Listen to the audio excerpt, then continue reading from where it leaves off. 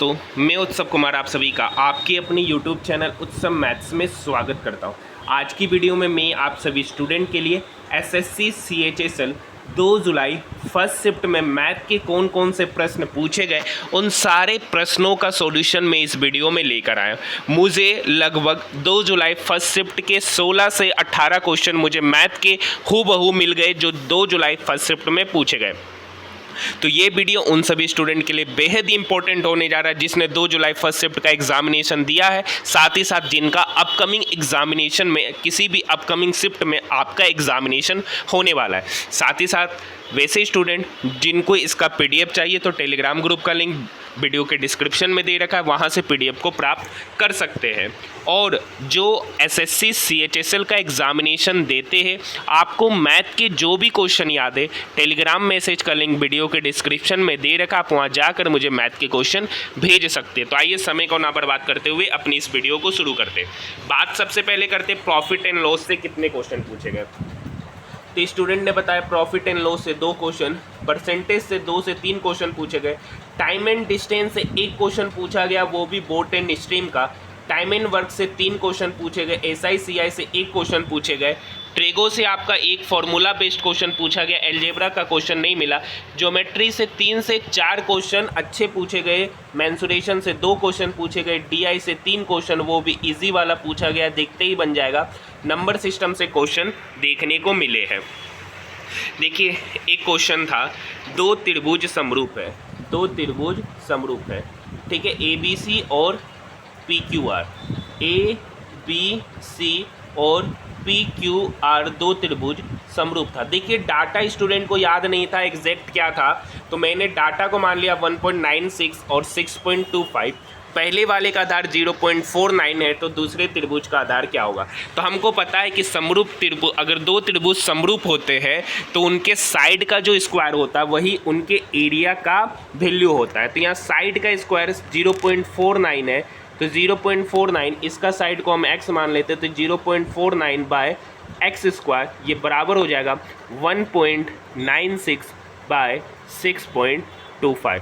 ये square equal के उधर जाएगा तो रूट में हो जाएगा, इधर हो गया 0.49 by x is equal to square root under 1.96 का वैल्यू होता है 1.4 और 6.25 का वैल्यू होता है 2.5। देखिए डाटा स्टूडेंट को याद नहीं था तो डाटा मैंने मान लिया, उन्होंने बोला था कि डेसिमल में आया था और कैलकुलेटिव क्वेश्चन था, ठीक है।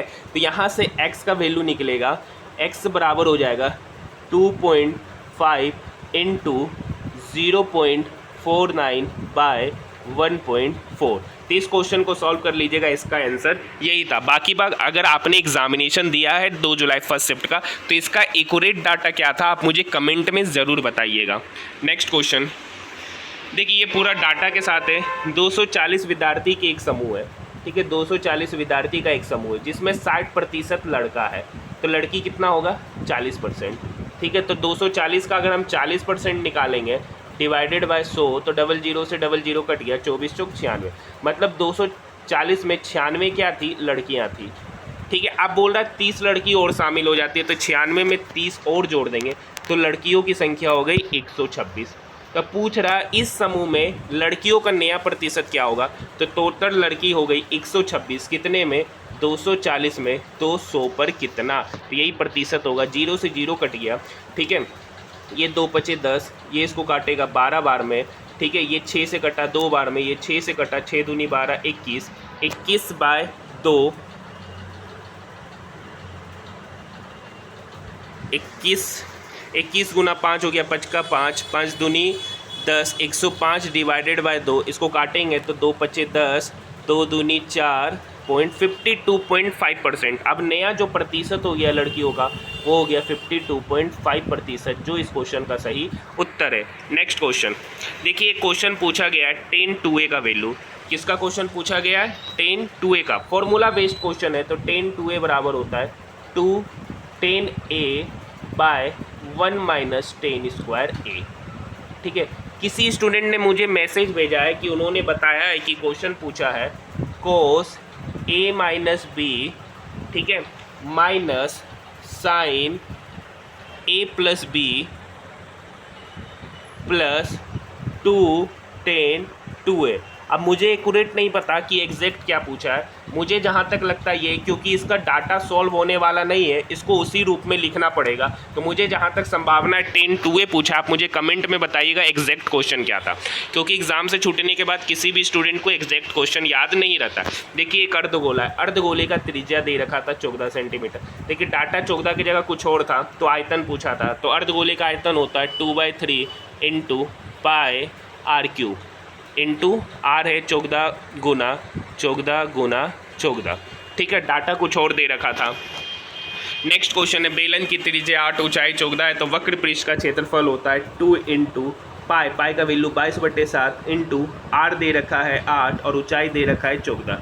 तो 7 दूनी 14, 8 दूनी 16 दूनी 32, 32 गुना 22, तो 22 दूनी 44 का 4 बाकी 4, 22 दिया 66 और 4 70, 704 सेंटीमीटर स्क्वायर इसका एरिया निकल कर आ जाएगा। नेक्स्ट क्वेश्चन देखिए, ये एक्यूरेट क्वेश्चन है। पहले वर्ष किसी शहर की जनसंख्या में 5% की वृद्धि हुई, दूसरे साल में 5% की कमी हुई, 2 वर्ष बाद जनसंख्या इतना है, तो 2 वर्ष पहले जनसंख्या क्या थी। मतलब वर्तमान में जनसंख्या पूछ रहा है, मतलब वर्तमान में जनसंख्या पूछ रहा है।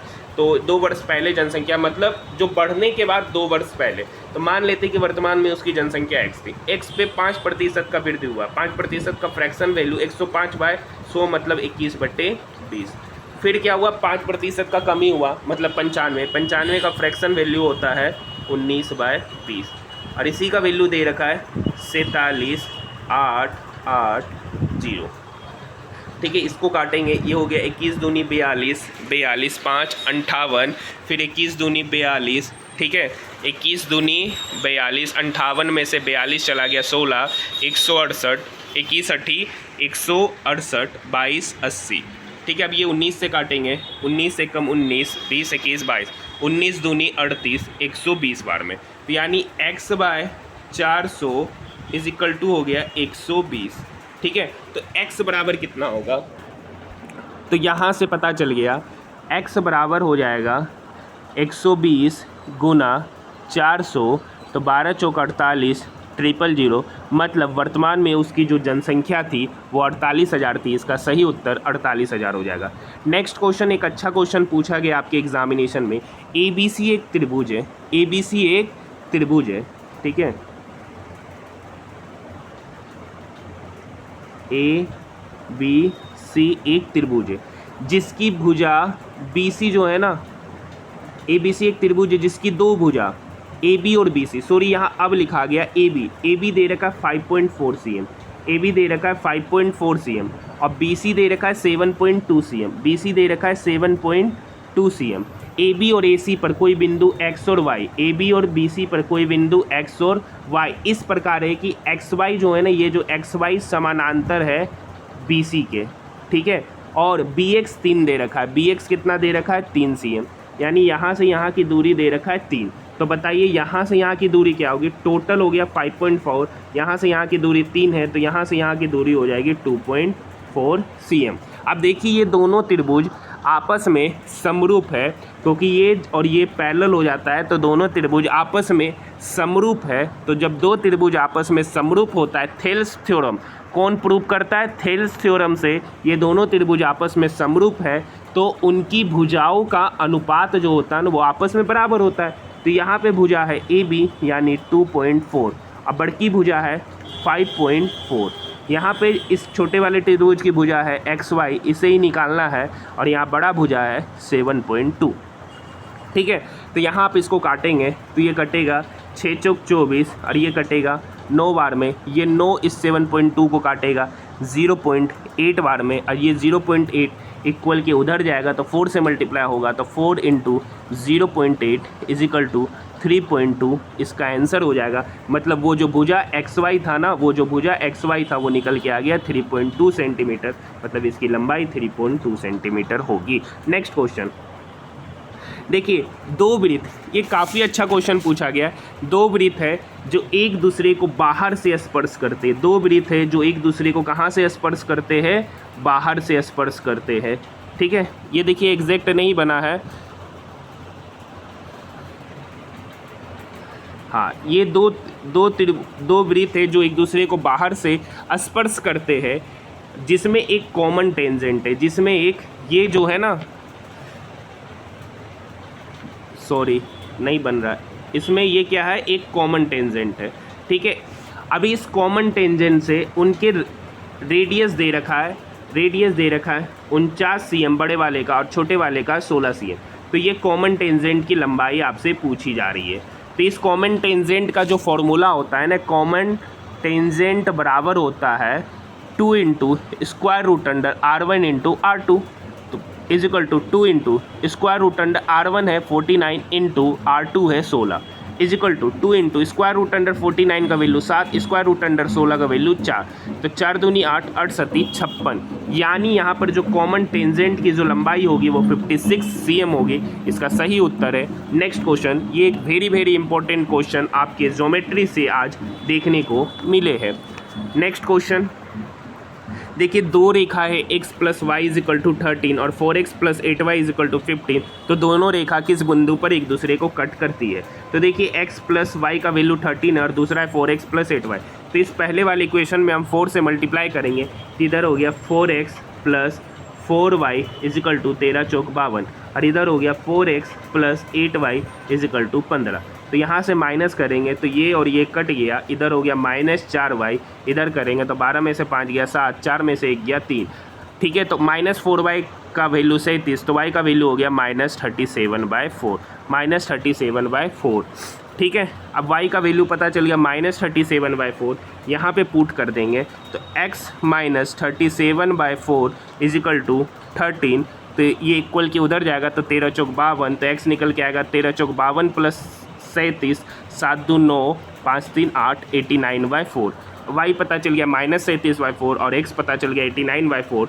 ये दोनों बिंदु एक दूसरे को -37/4 और 89/4 पर टच करेंगे। देखिए, अगर ये ग्राफ एग्जैक्ट यही दे रखा था तो इसका आंसर यही आएगा। अगर थोड़ा सा भी डाटा चेंज है तो आप मुझे कमेंट सेक्शन में ज़रूर बताइए, तभी तो मुझे पता चलेगा, क्योंकि मैं तो एग्ज़ाम नहीं दूंगा, स्टूडेंट ही मुझे ये सारे के सारे क्वेश्चन भेजे हैं, तो वो आप पर डिपेंड करेगा कि आप क्या क्वेश्चन भेजते हैं। और एग्ज़ाम से छूटने के बाद किसी को भी 100% क्वेश्चन याद नहीं रहता विथ डाटा के साथ।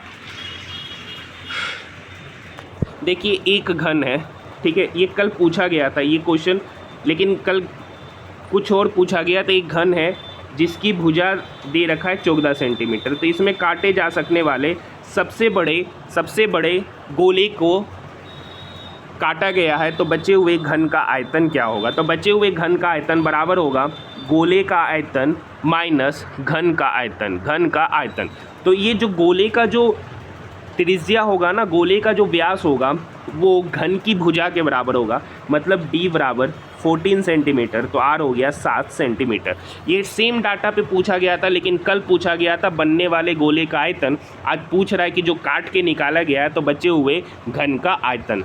सेम डाटा पे कल पूछा गया था कि गोले का आयतन क्या होगा, आज पूछ रहा बचे हुए भाग का आयतन। तो बचे हुए भाग का आयतन मतलब गोले का आयतन 4/3 पाई का वैल्यू 22/7 इंटू आर क्यूब हो जाएगा 7 इंटू 7 माइनस घन का आयतन, सॉरी घन के आयतन में से गोले का आयतन को क्या करेंगे, घटा देंगे, तो 14 का क्यूब, ठीक है।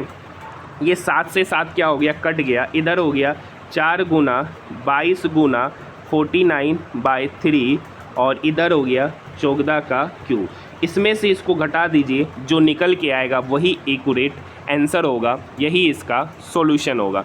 नेक्स्ट क्वेश्चन देखिए, कैलकुलेशन है तो कैलकुलेशन आप लोग तो इतना कर सकते हैं। देखिए, दो वस्तु जिसमें प्रत्येक को 10,500 रुपये में बेचा गया, एक वस्तु पर 20% का लाभ हुआ, दूसरे वस्तु पर 20% की हानि हुई, तो प्रतिशत लाभ या हानि निकाले। तो इसका फॉर्मूला होता है प्रतिशत लाभ या हानि बराबर, तो हमेशा यहाँ पर हानि होगा वो भी होगा r²/100, मतलब 20²/100, 20² का मतलब हो गया 400/100, मतलब 4% की ओवरऑल यहाँ पर हानि होगी। नेक्स्ट क्वेश्चन है, देखिए ये MDH फॉर्मूला से पूछा गया है, टाइम एंड वर्क का क्वेश्चन है। 12 आदमी 9 घंटे प्रतिदिन काम करके किसी काम को 18 दिन में करते हैं, तो 16 आदमी 6 घंटा प्रतिदिन काम करके उस काम को कितने दिन में करेंगे। यहाँ 4 तिया 12, 4 चौक 16, 6 तिया 18, इधर हो गया 9 तिया 27 तिया 81 बाय 4 दिन में। यहाँ डाटा कुछ और होगा, इसीलिए यहाँ पर डाटा फ्रैक्शन में आ रहा है, तो हो सकता है यहाँ पर डाटा थोड़ा बहुत चेंज होगा। ठीक है, 81 बाय 4 दिनों में उस काम को क्या करेंगे, समाप्त करेंगे। देखिए आसान सा क्वेश्चन पूछा है, कोई धन 20,000 से 24,000 होता है तो प्रतिशत लाभ, तो कितना बढ़ा, 4,000 बढ़ा है, कितने में, 20,000 में, कितने में, 20,000 में, तो 100 पर कितना, 3 जीरो से 3 जीरो कट गया, ये 4 इसको काटेगा 5 बार में, ये 5 100 को काटेगा 20 बार में, मतलब 20% की ओवरऑल वृद्धि हुई है।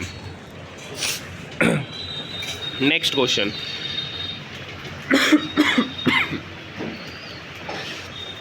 देखिए नेक्स्ट क्वेश्चन था, माता और पिता की कुछ आयु का अनुपात दे रखा था, 8 वर्ष बाद उनकी आयु का अनुपात दे रखा था, तो वर्तमान आयु का अनुपात क्या था।